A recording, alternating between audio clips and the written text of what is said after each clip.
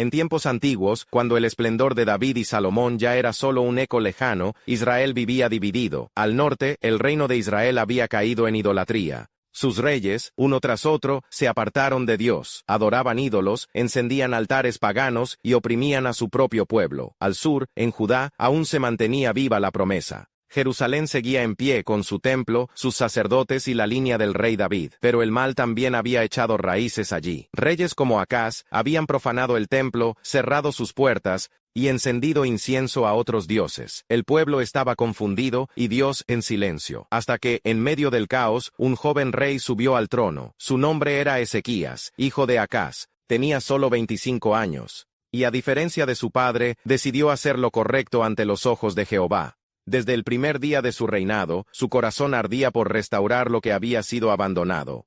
No buscaba el favor de los hombres, sino la presencia de Dios. En el primer mes, en el primer año de su gobierno, Ezequías abrió las puertas del templo del Señor, que su padre había sellado con desprecio. Llamó a los levitas y sacerdotes, los reunió en el patio y les habló con firmeza y esperanza. Nuestros padres se rebelaron contra el Señor, por eso vino su ira sobre Judá y Jerusalén. Pero ahora, tengo en mi corazón hacer pacto con Jehová, el Dios de Israel. Les ordenó purificarse. Durante días, los siervos del templo barrieron, lavaron, encendieron lámparas que llevaban años apagadas. El polvo fue reemplazado por incienso, el silencio por alabanza. El altar volvió a arder. Y con él, el corazón del pueblo comenzó a despertar. Ezequías no solo restauró el templo, sino también la adoración verdadera. Restableció los sacrificios diarios, restauró los turnos de los levitas, se cantaron salmos, se tocaron trompetas, y el nombre de Dios volvió a escucharse en Jerusalén como en los días de gloria. Pero no se detuvo ahí, envió mensajeros a todo Israel y Judá, incluso al norte, a las tribus que ya se habían mezclado con los asirios, con una invitación: vengan a celebrar la Pascua a Jerusalén.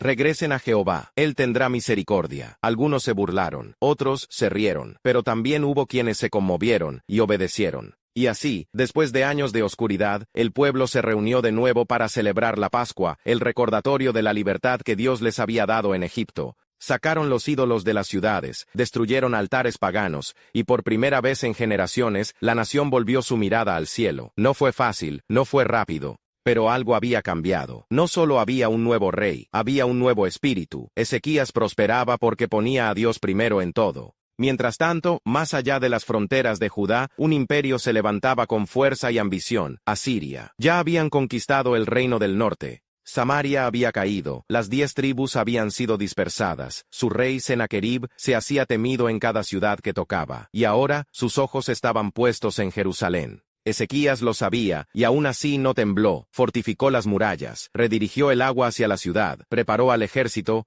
pero más que eso preparó su alma y la de su pueblo, porque la batalla que se avecinaba no sería solo con espadas, sino con fe. Y mientras los ejércitos enemigos se acercaban como una sombra, un emisario apareció a las puertas de Jerusalén, con palabras diseñadas no para herir el cuerpo, sino para quebrar el espíritu. El enemigo no siempre llega con espadas, a veces llega con palabras, y esa tarde los muros de Jerusalén escucharon una voz como cuchillas. El rey de Asiria, Sennacherib, había conquistado casi todo a su paso. Era el imperio más temido de la época, poderoso, despiadado, implacable. Una tras otra, las ciudades fortificadas de Judá cayeron ante su ejército, y ahora, Jerusalén era el siguiente objetivo. Pero esta vez no atacó con flechas, no aún. Envió primero a su general, Rabsaces, acompañado de un ejército y un discurso. A las puertas de Jerusalén, frente a los muros, Rabsaces se paró con arrogancia. 3 hombres enviados por Ezequías lo escuchaban: Eliakim, Sebna y Joa. Pero el discurso no era solo para ellos, era para todo el pueblo que escuchaba desde las murallas. Rabsaces habló fuerte, en hebreo. Cada palabra era un veneno cuidadosamente preparado. ¿En qué confías, Ezequías? ¿Crees que tus palabras vacías te salvarán de nosotros? ¿Confías en Egipto, una caña rota que se clava en la mano del que la toma? ¿O en Jehová, ese mismo Dios cuyos altares destruiste? Era astuto. Intentaba torcer la verdad. Ezequías había derribado altares paganos, pero Rabsaces lo usaba en su contra, como si hubiera ofendido a Dios. Entonces, cambió de tono. Yo tengo órdenes del rey de Asiria. Jehová me envió, él mismo me dijo que destruyera esta tierra. Una mentira directa, una blasfemia disfrazada de autoridad. Los oficiales judíos, nerviosos, interrumpieron: por favor, habla en arameo, no en hebreo, el pueblo está escuchando. Pero Rabsaces alzó más la voz: que escuche todo Jerusalén. ¿Acaso Ezequías puede salvarlos? ¿Acaso su Dios puede librarlos de nuestra mano? No escuchen a Ezequías, hagan las paces, entréguense, vivirán en paz, comerán de sus propias viñas, hasta que los llevemos a una tierra como esta, una promesa envenenada, una oferta de vida, para sembrar muerte. Rabsaces remató con desprecio: ¿qué Dios ha podido librar a su pueblo de mi rey? ¿Acaso Jehová será diferente? Silencio. Desde las murallas, nadie respondió, porque Ezequías había dado una orden clara: no le contesten, no bajen a su nivel, no se defiendan con palabras. Y así, los enviados del rey regresaron a Ezequías con los vestidos rasgados, señal de duelo, de angustia, de una carga que no podían soportar. Dentro de los muros, el pueblo temblaba. Las palabras de Rabsaces habían sido más afiladas que espadas. Pero Ezequías no se derrumbó, se humilló, se cubrió de cilicio, y fue al templo. Porque mientras el enemigo hablaba desde fuera, el rey hablaría con el Dios que moraba dentro. Y allí, entre incienso y lágrimas, Ezequías extendería ante Dios la amenaza del enemigo y su fe. Porque a veces, lo único que tienes para presentar ante Dios es eso: una carta de miedo y un corazón dispuesto. Él enfrentó la muerte con fe, y el cielo respondió.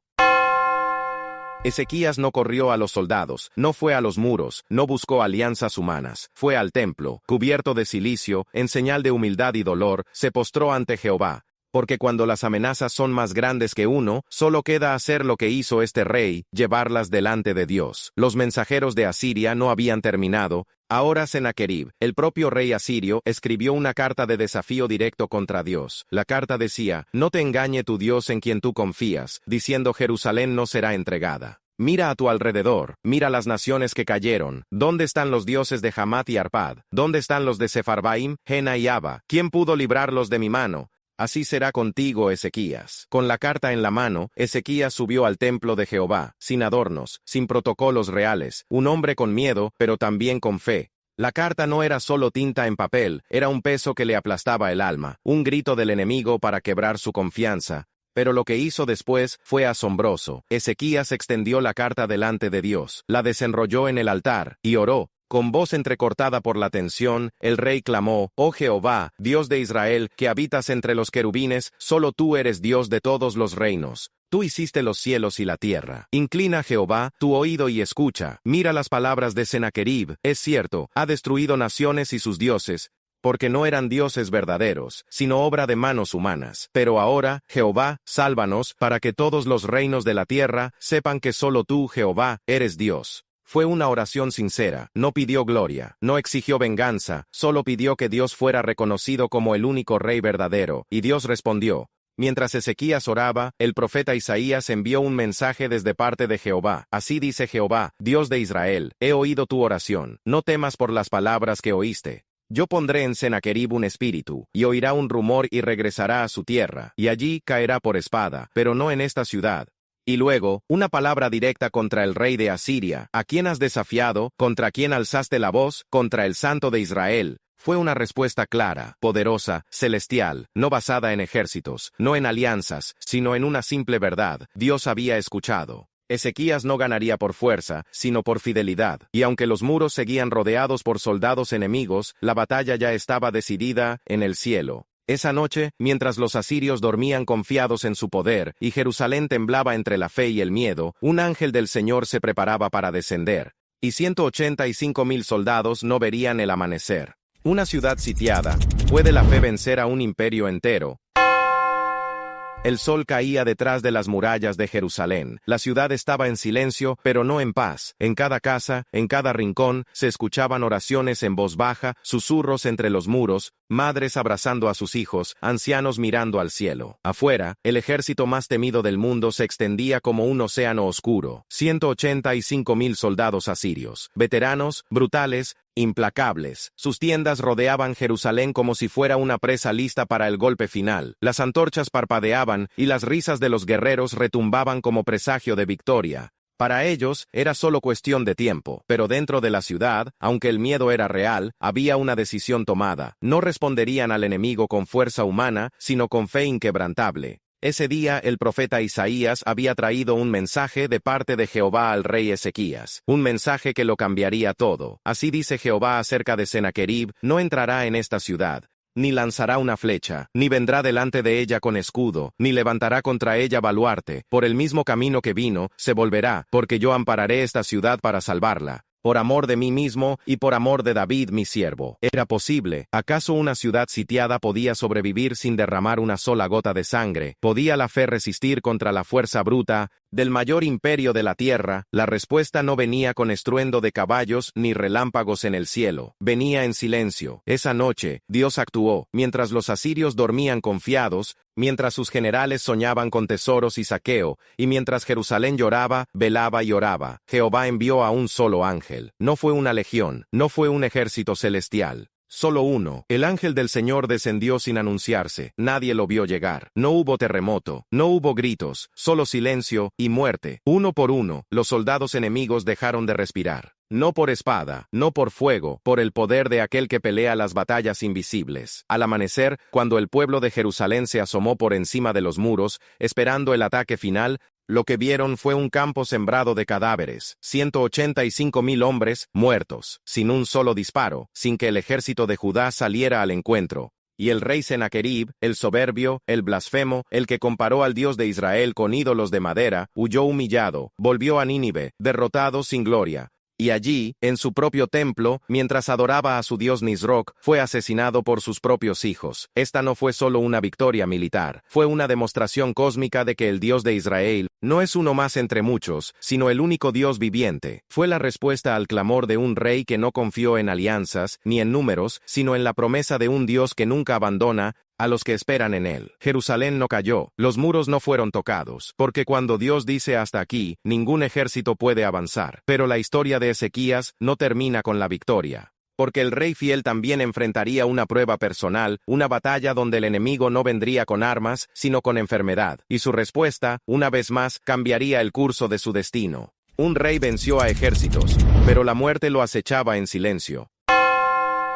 El sol volvía a brillar sobre Jerusalén, las calles estaban llenas de gratitud, la ciudad intacta, el enemigo derrotado, y el nombre de Ezequías se elevaba como símbolo de esperanza y fe. Pero la historia no terminó allí. Años después de la gran victoria contra Asiria, una sombra cayó sobre el palacio. El rey Ezequías enfermó de muerte. No había enemigos rodeando los muros. No había espadas ni cartas, pero esta vez la batalla era contra el tiempo. El profeta Isaías entró en su habitación con un mensaje directo de Dios. Ordena tu casa, porque morirás y no vivirás. Silencio, dolor. Ezequías había guiado al pueblo, restaurado el templo, confiado en Dios cuando todos temblaban, y así terminaría. El rey se volvió hacia la pared, y en la soledad de su habitación, lloró con amargura y oró. Acuérdate, oh Jehová, que he andado delante de ti con verdad, y con corazón íntegro, y que he hecho lo bueno ante tus ojos. No se quejó, no se justificó, simplemente se quebró, y confió. Antes de que Isaías saliera del palacio, Dios le habló nuevamente, vuelve.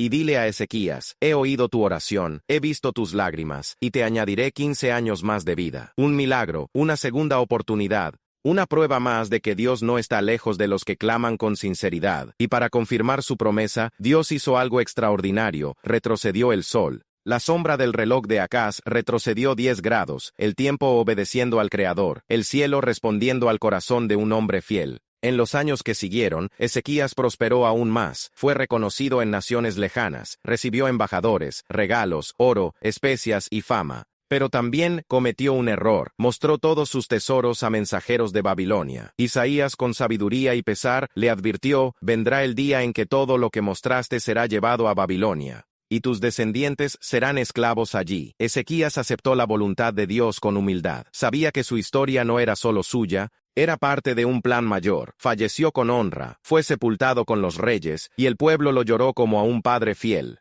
Su legado no fue solo haber salvado una ciudad, sino haber demostrado que la fidelidad a Dios es más poderosa que cualquier imperio. La historia de Ezequías nos recuerda algo eterno, que la fe puede detener ejércitos, que la oración puede cambiar sentencias, que el arrepentimiento abre puertas que el orgullo cierra, y que Dios responde cuando un corazón humilde se rinde ante Él. Si esta historia tocó tu corazón, si crees que aún hay esperanza cuando todo parece perdido, te invito a suscribirte a Biblinauta. Aquí compartimos relatos épicos, lecciones profundas y verdades que siguen transformando vidas. Dale like, compártelo con alguien que necesita fe, y activa la campana para no perderte el próximo viaje por las páginas más poderosas de la Biblia, porque en este canal exploramos la Biblia como nunca antes la habías visto. Hasta el próximo relato, Biblinauta.